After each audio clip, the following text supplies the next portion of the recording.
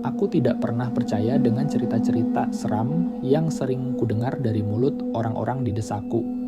Apalagi tentang jembatan tua di pinggiran desa yang katanya angker.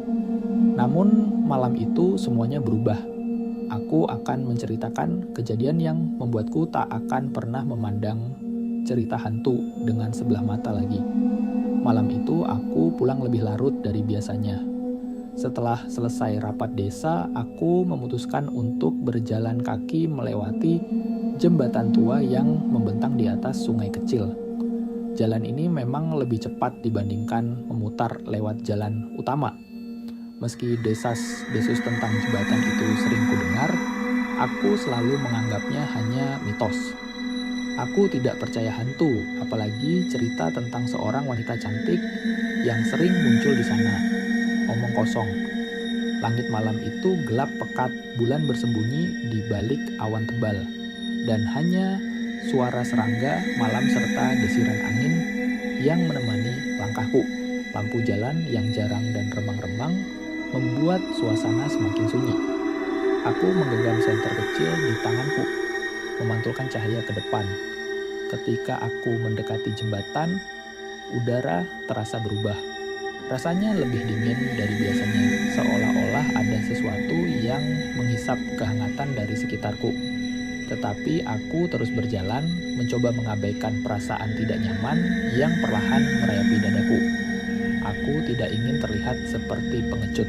Lagi pula, ini hanyalah jembatan tua biasa, bukan tempat yang dihuni hantu. Langkahku mulai melambat ketika aku melihat sesuatu di ujung jembatan. Cahaya senternya menangkap bayangan seorang wanita yang berdiri diam membelakangiku. Aku tertegun. Pikiranku langsung berusaha mencari penjelasan logis. Mungkin hanya seseorang yang kebetulan lewat, sama seperti aku. Wanita itu memakai gaun putih panjang, rambutnya tergerai sampai pinggang.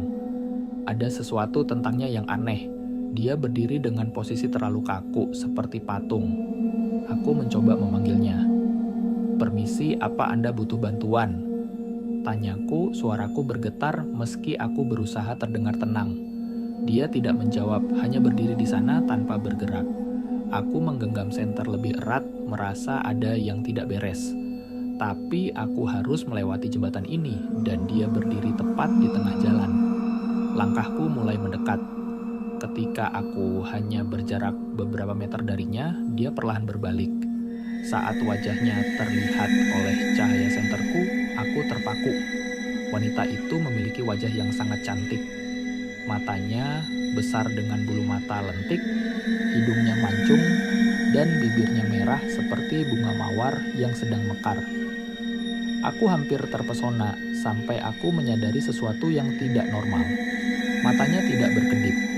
Dia menatapku lekat-lekat tanpa ekspresi seperti sedang mempelajari mangsa. "Apakah Anda baik-baik saja?" Tanyaku lagi, kali ini dengan suara lebih pelan. Dia tetap diam, tetapi senyum perlahan muncul di wajahnya. Senyum yang tidak wajar, terlalu lebar untuk ukuran manusia. Hawa dingin semakin terasa, menusuk tulang. Aku mulai merasa ada yang salah, sangat salah. Tiba-tiba, dia menggerakkan kepalanya dengan gerakan cepat seperti burung yang sedang mengamati sesuatu. Wajah cantiknya berubah di depan mataku. Kulitnya memucat, bibirnya yang merah berubah menjadi hitam, dan matanya, oh Tuhan, matanya berubah menjadi kosong, seperti dua lubang gelap yang dalam. Aku mundur selangkah, panik. Keringat dingin mengalir di pelipisku. Wanita itu tertawa kecil. Suara tawanya nyaring dan menggema di tengah malam, membuat bulu kuduku berdiri. "Tidak percaya ya?" katanya dengan suara yang pelan tetapi menusuk. Aku tidak menjawab. Kakiku gemetar, tubuhku seolah-olah terkunci di tempat. Wanita itu berjalan mendekat, langkahnya pelan tapi pasti. Setiap kali dia melangkah, gaun putihnya yang panjang tampak melayang, tidak menyentuh tanah. Aku memutuskan untuk berbalik dan lari. Tidak ada gunanya berbicara atau mencoba bertanya lebih jauh. Aku hanya ingin pergi sejauh mungkin dari jembatan itu. Namun, ketika aku menoleh ke belakang, dia sudah berdiri di depanku, lebih dekat dari sebelumnya. Bagaimana mungkin aku baru saja meninggalkannya di belakangku? Tidak ada yang bisa lari, katanya, senyumnya semakin menyeramkan. Aku mencoba melangkah mundur, tetapi kakiku tersandung sesuatu, dan aku terjatuh. Saat aku mencoba bangkit, dia sudah berjongkok di depanku, wajahnya hanya beberapa inci dari wajahku. Aku bisa mencium aroma busuk, seperti bangkai yang sudah lama membusuk.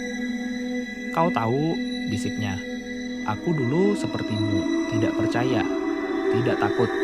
Tapi lihat apa yang terjadi padaku sekarang. Aku tidak bisa berkata-kata, lidahku terasa kaku." Dia menatapku dengan lubang hitam matanya, dan aku merasa seperti sedang ditarik masuk ke dalam kegelapan itu. Suara-suara aneh mulai terdengar di sekitarku, seperti bisikan ribuan suara yang bergema di kepalaku. Apa yang kau inginkan?" Aku berhasil mengucapkannya dengan susah payah. Dia tidak menjawab, hanya terus menatapku. Kemudian, dia mengulurkan tangan dinginnya ke arah wajahku. Saat jarinya menyentuh pipiku, aku merasakan rasa dingin yang luar biasa, seperti es yang membakar kulitku. Aku ingin berteriak, tetapi suaraku tidak keluar. Tiba-tiba, semua menjadi gelap. Ketika aku terbangun, aku masih terbaring di tengah jembatan. Tidak ada siapa-siapa, hanya aku dan keheningan malam. Senterku tergeletak beberapa meter dariku, masih menyala lemah. Aku merasa tubuhku lemas, seolah-olah semua energi telah terkuras.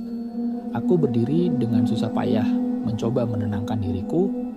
Langit sudah mulai cerah di ufuk timur. Tanda pagi hampir tiba. Dengan langkah gontai, aku meninggalkan jembatan itu tanpa menoleh ke belakang. Sejak malam itu, aku tidak pernah lagi melewati jembatan tua itu, bahkan di siang hari. Cerita tentang wanita cantik yang berubah menyeramkan itu bukan hanya mitos bagi penduduk desa. Aku adalah saksi hidupnya. Hantu itu nyata, dan dia ada di sana menunggu orang-orang seperti aku, orang-orang yang tidak percaya.